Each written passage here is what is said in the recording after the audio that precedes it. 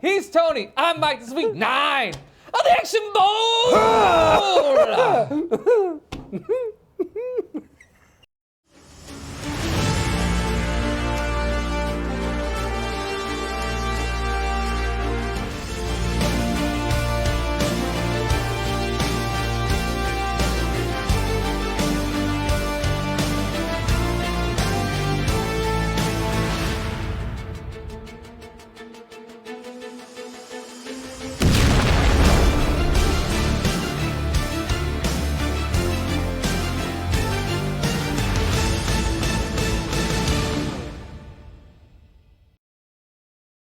So week 9 of the Action Bowl, we have Harrison Ford facing off against Vin Diesel.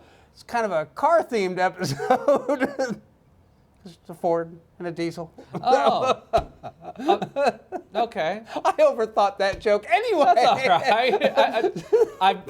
I feel dumb for letting it fly over my head. My mind instantly went to like Fast and the Furious. Like, we didn't draw that. No, but you know, it would have been funner if we had, but we still may. Anyway, so Vin Diesel drew A Man Apart. Harrison Ford drew K-19, The Widowmaker. Mike, who do you want to talk about first? Well, I mean, let's get the sad stuff out of the way. Let's do K-19, The Widowmaker. Let's. There is no doubt in my mind that K-19 is ready to fulfill her mission. If you're not familiar with K-19, The Widowmaker, it's a Harrison Ford, Liam Neeson, Catherine Bigelow directed. On paper, you should be thinking, holy shit, this is going to be amazing. Yes, Catherine Bigelow, great director. Harrison Ford, legendary actor. Liam Neeson is absolutely no fucking slouch either. Yeah. Yes, on paper, this should be a home run. Yes, absolutely. Absolutely. Unfortunately, on film. It's a fucking strikeout. oh my. Okay. First off, Catherine Bigelow's directed like many of our favorite films, and by many I mean Near Dark, I mean Strange Days, I mean Point Break, classic. You know, I mean she has so many hits, and then she's also won an Academy Award on top of all that for The Hurt Locker. So I mean, movie. Her child. How the fuck did she get associated with this? The boat isn't ready, Captain. Because everything about this movie, and this movie had a budget. You don't get Liam Neeson and Harrison Ford in the 90s with no money. We're stuck with incompetent yard crews and defective parts. Sea trials will begin as scheduled. We deliver or we drown. But this movie felt and looked cheap. It did. Now, Liam Neeson wasn't quite the actor that he is right now. You gotta remember, you know, Liam Neeson was still doing bit parts and stuff like that. But he was most definitely a name. I mean, he was not a nobody at this point. He wasn't a nobody, but he wasn't like, you know, what he is now. He wasn't A-list, but Harrison Ford was. Oh, absolutely. Without me, you're nothing. Absolutely. And Harrison Ford's portrayal was boring. Much is expected of us. We will not fail.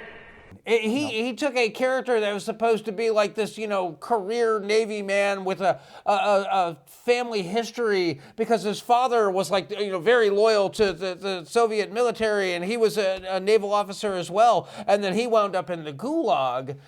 So like you have all this tension, and then you have a political officer on board, and then you have Liam Neeson, who is the captain who basically gets demoted. He's demoted to the XO so that Harrison Ford can take over. And the reason that all takes place is because they ask Liam Neeson, you know, what do you think the status of this sub is? We want to launch this sub by the end of the month because we got to make a big political point because of the Americans and everything that's going on with Cuba. This is set in 1961, so the Cuban Missile Crisis was upcoming and all that. But Liam Neeson's like, fuck you, no, this boat isn't ready. It's not going to be ready for quite a while. Yeah. You're going to need a lot of time because the reactor's not running correctly, and there's all kinds of equipment that hasn't been installed yet, and there's safety equipment that is not in there, and because he didn't, you know, tell them what they wanted to hear. Do you have an explanation for this disappointment? I will require the names of those responsible. How the hell would I know the name of the jackass that supplied a 30 kopeck insulator to do a 50 kopeck job? They demote him, they bring in Harrison Ford. Captain Polyanyan put his boat and his men before the party. He will be under your command. He comes across as a yes man. Yes. Is how he comes across, which is funny when you learn his backstory of that, how his dad was just the opposite. His dad was more like Liam Neeson's character. So I don't know. I mean, I'll let you go and continue. I was going to say, I mean, thing. Just to cut to the chase, they complete their mission and it's like, oh, it was a success. Well, if that was a success, then you guys are ready to just go out and be on patrol. Confirm missile away, Captain! Captain! Confirm successful missile launch to Fleet Command. Yes, Captain. And now they honor us with a new assignment.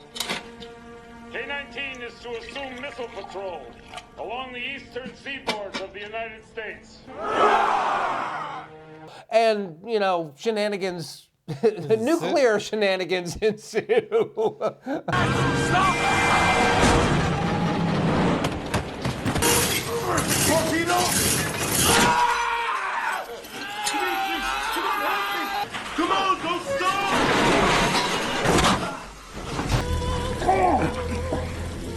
You did it, my boy. You did it, my boy. Yeah.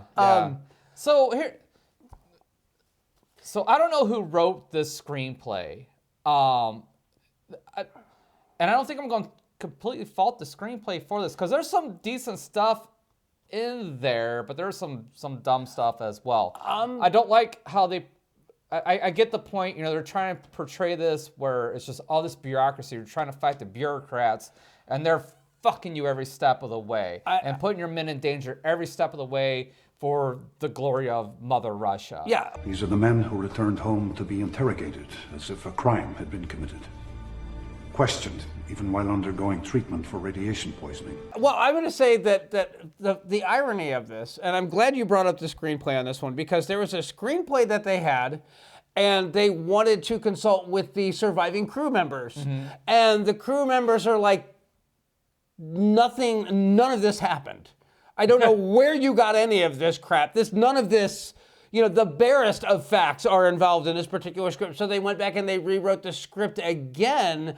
But the thing was that while the story of what had happened to the submarine had been declassified, the actual records and events of it were not. And because they had pissed off so many of the Russian submariners with the first script, they couldn't get details of what actually happened, so they fell back on every tired submarine movie trope that was floating around out there. And that's exactly what this feels like. A tired collection of submarine cliches wrapped up in a set that's intentionally made to look rickety and cheap. Yeah. And, this was supposed to be the Russian submarine flagship. And they make it look like they assembled it from spare parts of a 56 Ford and some washers and dryers that they found in a junkyard. Keep 50 meters. Both turbines, pull ahead together. Pull ahead together. Maintain 290. 2, 1,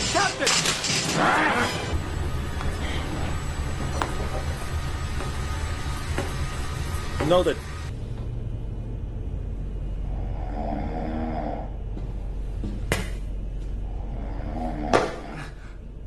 It's really stupid looking. I mean, the set is bad. The set is really, really bad. So now while we pick on the script and we pick on the set, you gotta lay a good chunk of this on Catherine Bigelow. She directed this. Their performances on the screen are from her direction. There's not shitty talent here. We got Harrison Ford, who we know can act. We got Liam Neeson, who we know that can act. And there's various other characters or actors in here that you will recognize that can act. So, Catherine Bigelow, you kind of fucked this one up too, baby. She's not blameless, but I'm also going to say that she was more of a jobber at this point. She was not the Catherine Bigelow we know and love today. So when you are a up-and-coming director and you get A-list talent on deck, what you want isn't necessarily what you're going to get in front of the camera, or what, you know, the studio is going to go, hey, you know what, Harrison Ford called us, and blah, blah, blah. Now, I don't know if that's the case in this particular instance, but I get the feeling that this was not a fun movie to work on. Answer my question. How did this happen? I don't know, Captain. The core's heating up. The mission's over. I'll tell you when the mission is over. I get the feeling that this was not a fun set to be on, and I get a feeling there was a lot of egos involved, because Harrison Ford's portrayal feels so phoned in for the vast swath of this movie. Yes. The only time that his character actually shows any real depth, any real, you know, I don't know, drive, just any motivation whatsoever is at the very end when he decides that he's going to go down with the ship rather than let the Americans have it. I'll sink the boat. The Americans won't get her.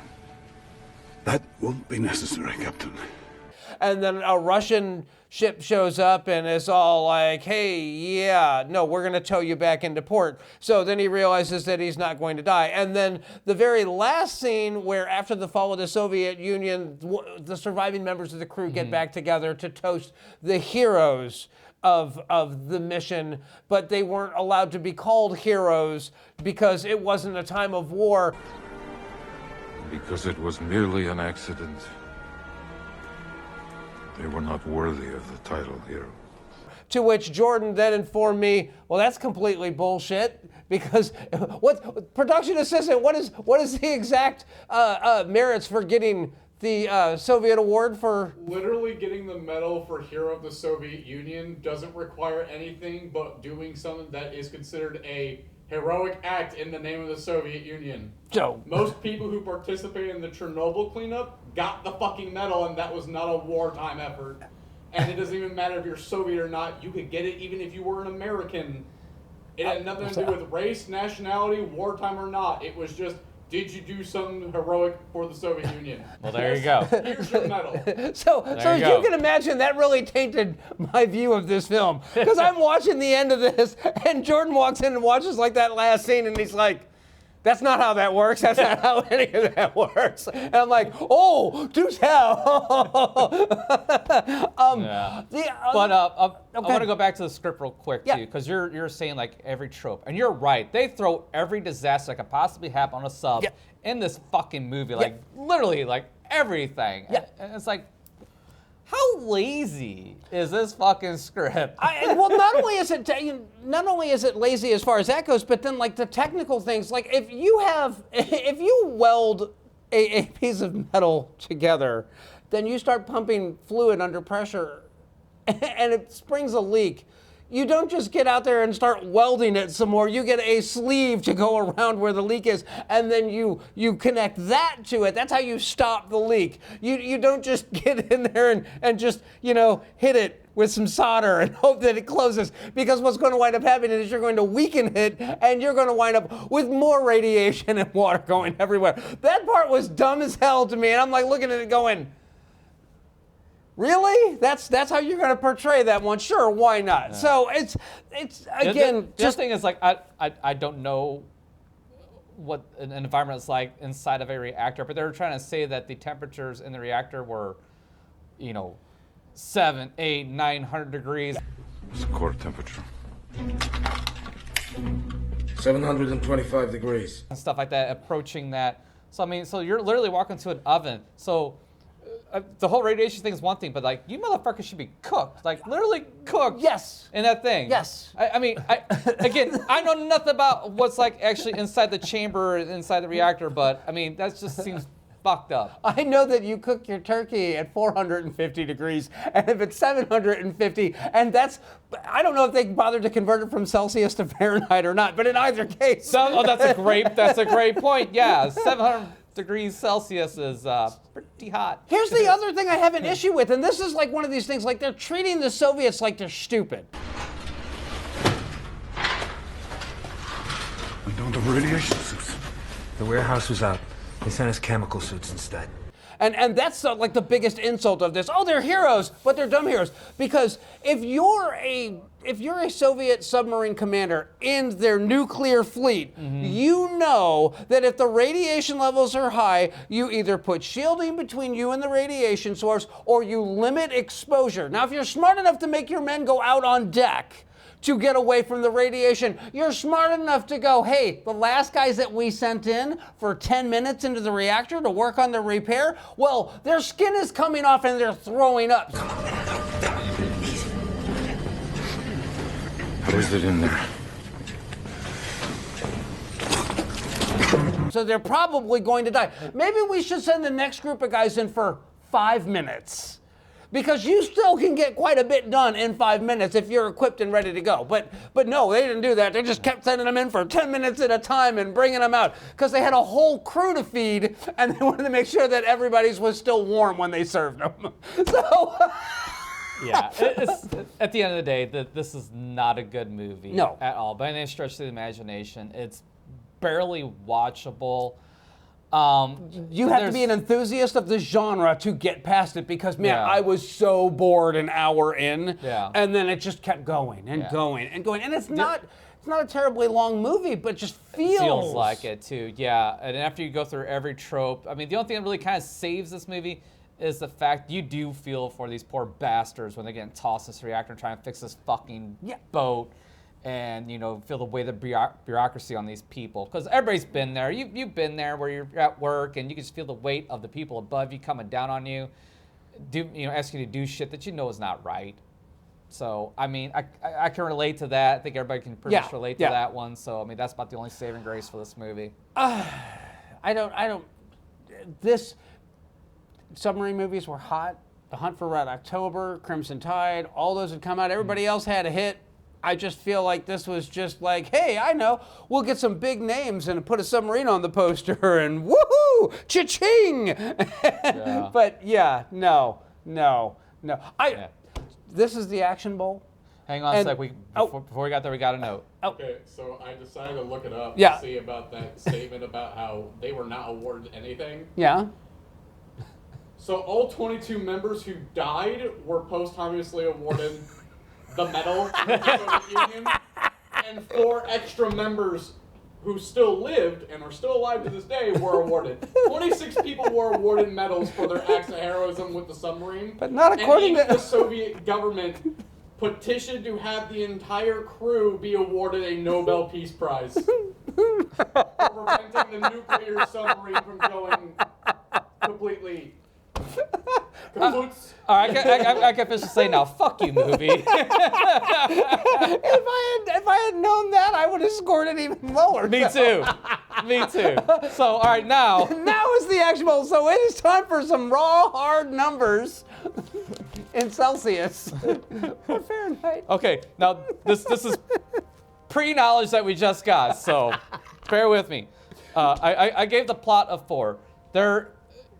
You got people on a sub and stuff like that. It should be entertaining, and there was some decent stuff here. Again, for me, the good stuff was the way the bureaucracy and the plight of these poor people in the sub. So that's a 4. Style's a 5. It doesn't look any better or any worse than anything that's really out this time. I mean, even when we look at Red October, there's some questionable scenes in there that look like shit. Like the CG for the sub, and even that wasn't that great. So I'm gonna give that pass. Actually, that was model work on that sub. So. Well, it doesn't matter. It still doesn't look good. It's not very convincing because I thought it was CG. So there you go. Entertainment, it's a 4. It's tough to get through. It's not very long, but it is slow. It's plotting, and it's these. Yeah, they make these people look like flipping idiots. Yes. And that's just not the case. So, so total score is a 13. All right, well. I'm predicting a single digit. No. But I will tell you that for the plot, I gave it a 5. I gave it a 5 because it is absolutely average in every way. If you have a movie with a submarine in it, this is the plot, or at least some variation of these plots. That's what you're getting, is a 5. For the style, it's a 3. Because again, this movie looked rushed. It looked cheap. The tension the scenes that should have been edited and filmed to create tension are boring. Like literally, nothing feels like it has any consequence because nothing is handled like it has any consequence whatsoever. So yeah, and then for the entertainment, it's a 3. Why? Because I had to fight to stay awake to get through this movie. That's how bad it is. Yeah. So for me, total score is an 11. Okay, well, we're right there with each other. So yeah. So that is K-19, the Widowmaker. Coming up next, Vin Diesel, A Man Apart. Stay tuned. I hope I'm on another boat when your luck runs out. So squared up against K-19, the Widowmaker, is Vin Diesel in A Man Apart. Vin Diesel plays a DEA cop who doesn't play by the rules.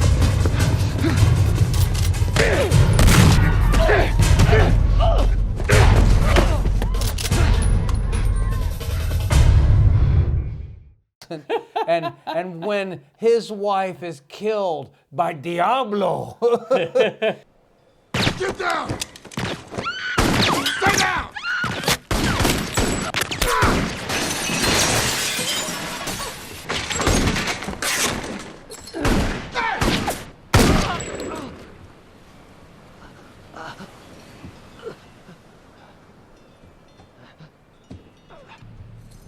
Stacy. He goes on a fiery, raging revenge.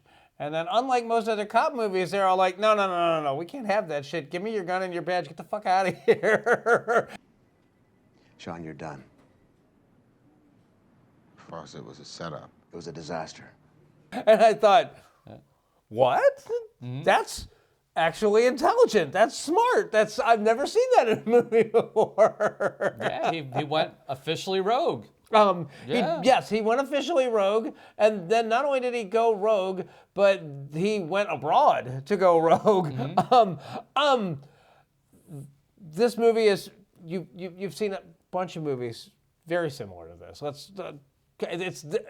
There's no points for originality here whatsoever.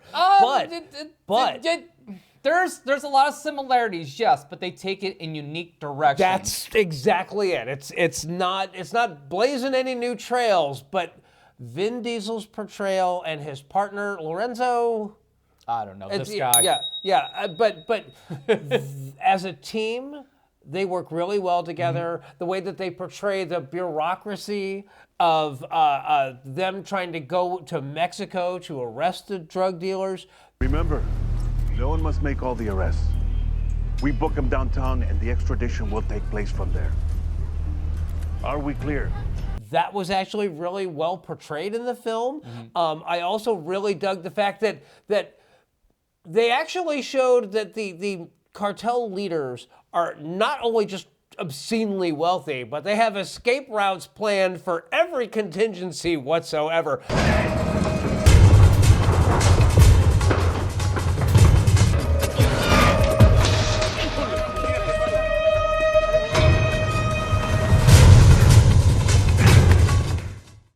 So I appreciated that. I also liked the fact that they grew up in a bad neighborhood and they grew up around a bunch of gangbangers and they're still friends with them in spite of their job. Rolling. Sean, what's up, man? You need a place to stay, man. You are more than welcome, you hear me? But they also use them to get intel on other stuff that's going out on the street. It's very Huggy Bear. It is big sexy in this case. Oh yeah. What did you think of this? I actually enjoyed this movie quite a bit. Well, yes, on the surface, you've seen something very similar to this multiple times.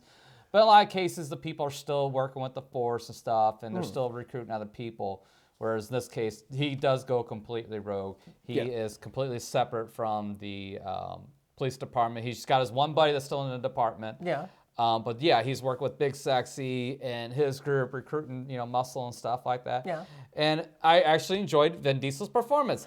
It's a little heavy in hand fist in some cases, but for Vin Diesel in a dramatic role, not bad. Yeah, I was Not going to say, bad. Vin Diesel carried this movie. If it was not for his charisma or the fact that he looks like he could beat your ass. Don't ever try to disrespect me. Don't ever try to play me. I don't care who the fuck is around. Where I'm from, you talk like that, you get punched dead in the fucking face. Yeah, this movie would not work, and it absolutely works. And I'm going to say that his run-in with Timothy Olyphant outside the hair salon was great. You're Hollywood Jack, aren't you? Come again. Hollywood Jack. I really enjoyed that. Timothy Olyphant's character was like spot on. He's like, he plays the perfect scumbag, slimy D-bag. I'm rich and I can do whatever I want because I'm rich. And it's perfect. And when he gets his comeuppance, Call my lawyer, you cocksucker. Call your lawyer? it's beautiful. Really enjoyed that. I also, when they're trying to track down the car, and they pop the trunk open and they find out that there's a bunch of cocaine and firearms in it, and the old lady's like, no, that's that guy. He lives in that house right there. When they go into the house and they find that Diablo has been there and he has killed all of the former dealers, and that there's the one guy that's hid in the attic. I love that whole exchange of like, you're up here hiding in the attic. You're like, after they started cutting that dude's tongue out and pulling it through the hole, I wasn't gonna hang around. What kind of coward shit is that, man? Did you see homie in there in that chair with his tongue pulled through his neck? Man, you better get real. Like, good for you, man. Good for you for having the good sense to know, time to head on upstairs. Worry about your reputation later. Yeah. And in a lesser cop drama like this, that wouldn't have happened. Yeah. What y'all gonna do? Take me to jail? Take me then. I'm cold anyway. Give me a fucking coat. Put me in the car. There wouldn't have been the guy up in the attic. Yeah. So I enjoyed that. There's a lot of unique things about this that this thing does, and that is one of them. One thing I didn't enjoy though was again him and his like the super dramatic sad parts, because he keeps going back to the house where his wife was shot, and he keeps going back, and they just went back to that well too many times. Like I think he goes back to at least 5 or 6 times in this movie. 4 or 5. I was gonna say I'm not sure the exact count, but there was a certain point where it's just kind of like okay, we get it. The smell of her candles really brings her rushing back to you. Three times at the max. Would have been good, but you kept going back, and so there's diminishing returns. So it kind of takes away. Pretty much, diminishing returns is a perfect way to explain that. But the other thing that I liked was that when he crosses the line, when he goes too far, and they have the big shit out that results in several cops getting killed and a bunch of other people and around a bunch of bystanders to boot.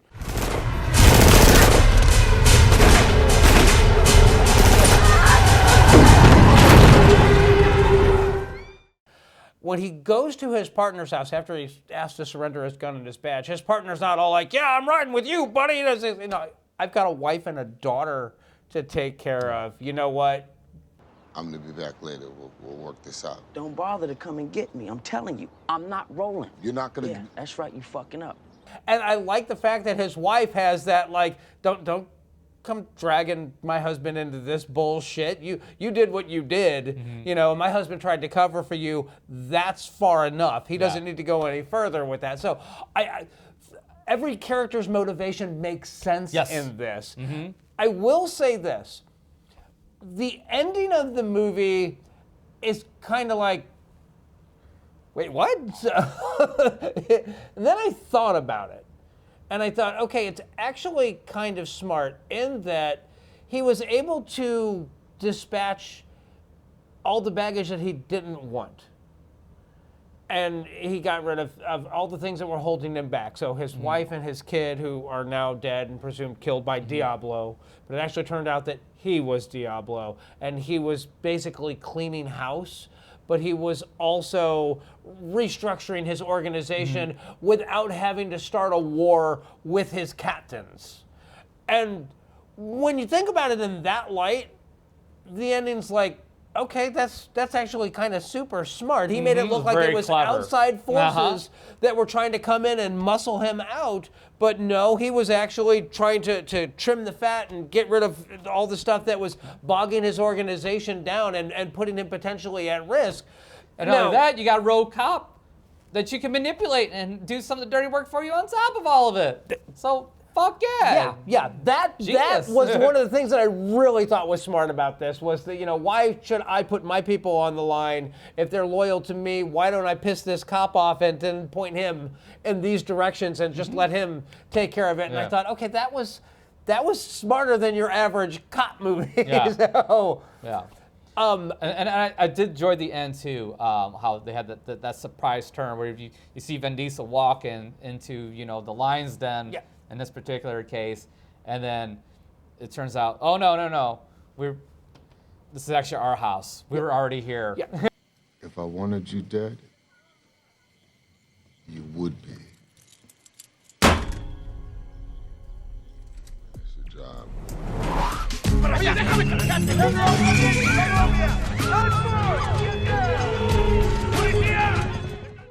And the other thing, the revelation of I've been tracking you for 7 years, and I know that the only place that you ever have been to more than once is your hometown where you grew up. So we knew you would be coming back here sooner or later. That was, again, super smart, super well done.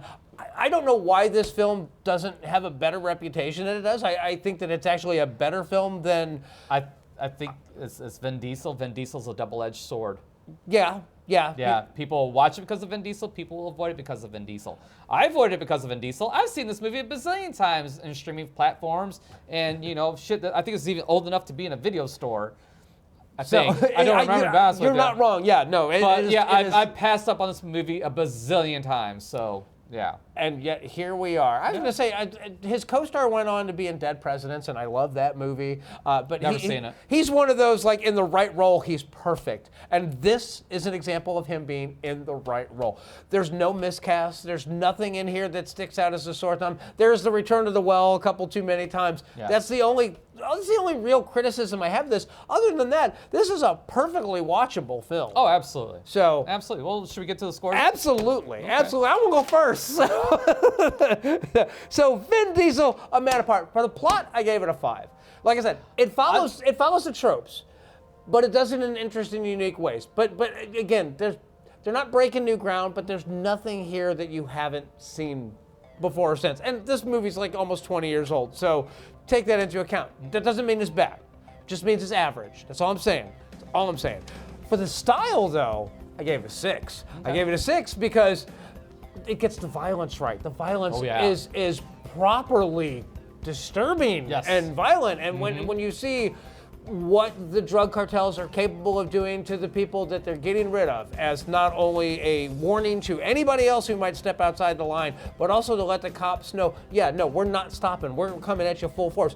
That was really, really well handled. The shootouts are really well done too.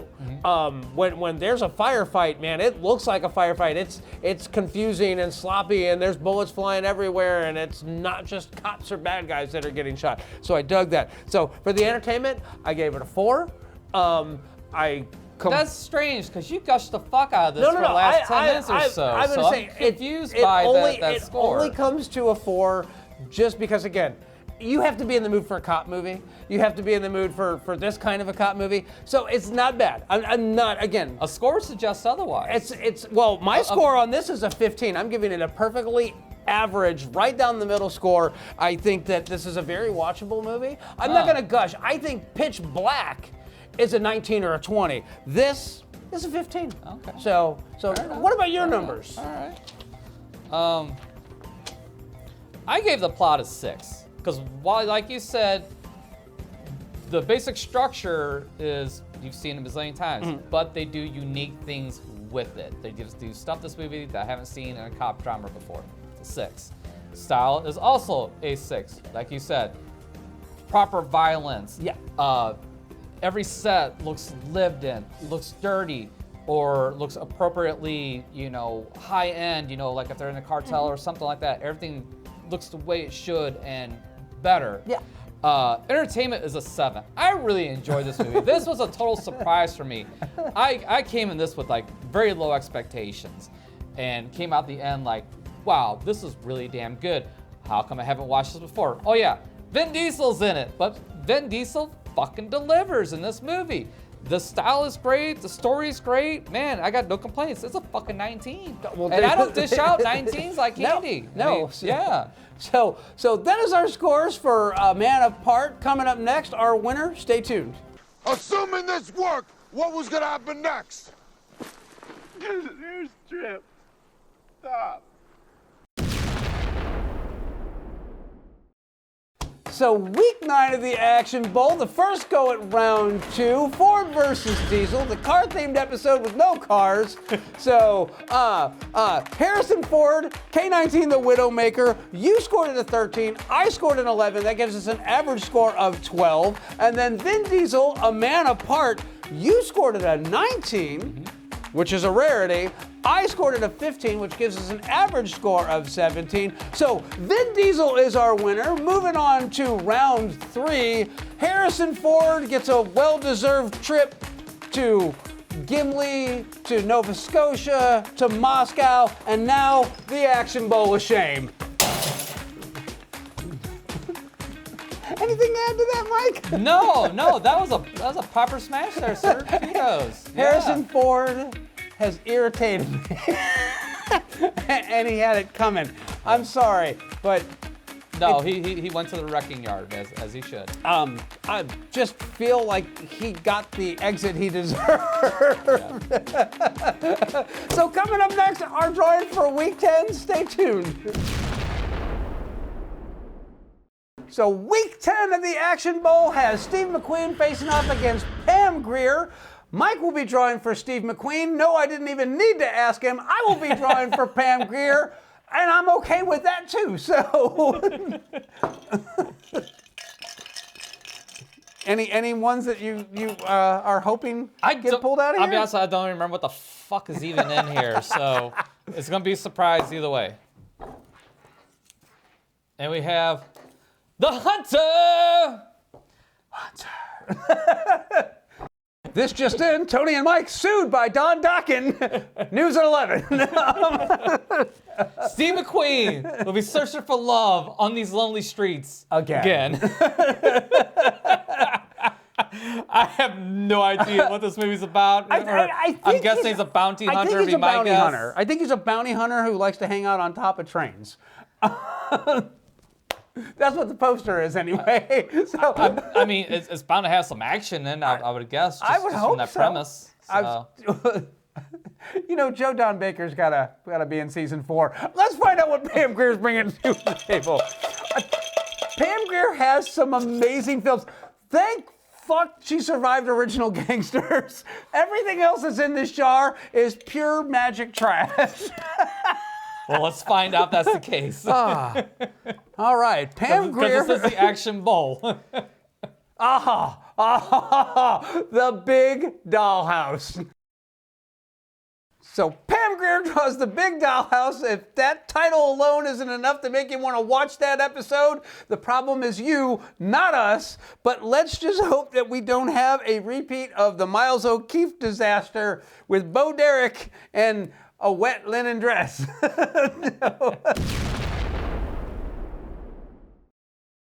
So just Week 10, we have Pam Grier in The Big Dollhouse versus Steve McQueen in The Hunter. We will see you then.